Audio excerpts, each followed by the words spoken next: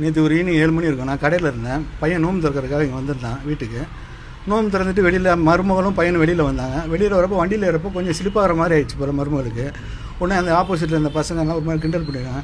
என்னடா கிண்டல் பண்ணுங்க அப்படின்னா, என்னடா கிண்டல் பண்ணுறாங்கன்னு சொல்லிட்டு ஒரு மாதிரி தகராறு பண்ணப்போனா இந்த மாதிரி நடந்துருக்குது. உடனே வெளில வந்து பார்த்தா பெரியவனை ஒரு 6-7 பேர் சேர்ந்து பிடிச்சிக்கிட்டானுங்க. நான் வந்து விலைக்கு விட்றேன், என்னை பிடிச்சி கீழே தராங்க. எனக்கு ஆல்ரெடி பிபி ஒன்றும் பேச முடியல.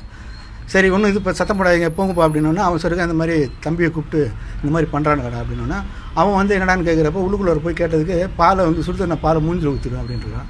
உடனே அவன் கைகலப்பாயிருக்கு. இது டெய்லி நடக்குது சார். ஒரு 100 பேராக வந்து நின்று தம் அடிப்பாங்க. லேடிஸ் வந்து நின்று தம் அடிப்பாங்க, ஜென்ஸ் நிற்பாங்க. யாரை கேட்டாலும் அப்படியே பார்ப்பானுங்க, முறைச்சே பார்ப்பானுங்க.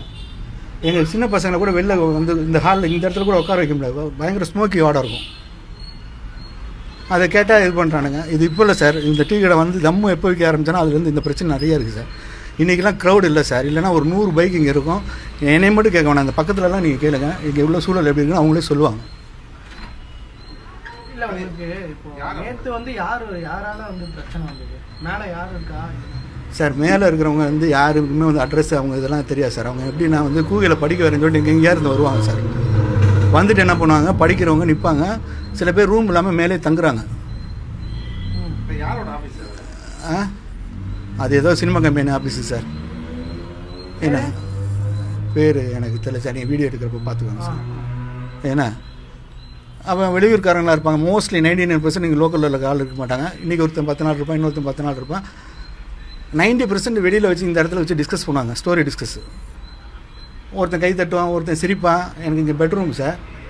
மத்தியான நேரத்தில் தூங்கவே முடியாது. இது என்ன ஆயிடுச்சுன்னா, இப்போ இவனை சிகரெட் குடிக்காதுன்னு சொன்னோன்னா அவங்கள கூட சேர்த்துக்கிட்டு நீ பண்ணு பார்த்துக்கலாம் அப்படின்னு சொல்லிட்டு அவங்கள தூண்டி விட்டு இது பண்ணுறான். இது யார் கேட்க போனாங்க வீட்டில் இருந்து? எதுக்காக இந்த பிரச்சனை? அதுதான் சொல்கிறேன். என் மருமகளும் வெளியில் வண்டியில் போனாங்க. வண்டியில் போகிறப்போ ஸ்லிப்பாக இருக்குது.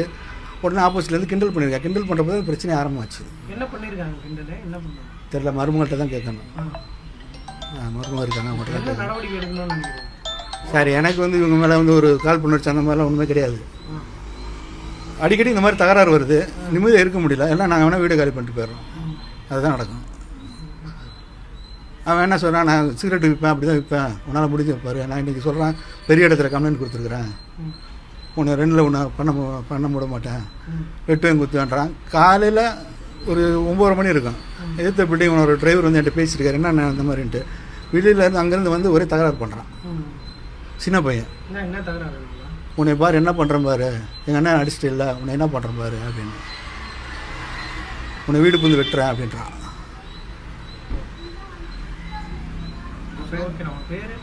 என் பேர் மொய்தீன்.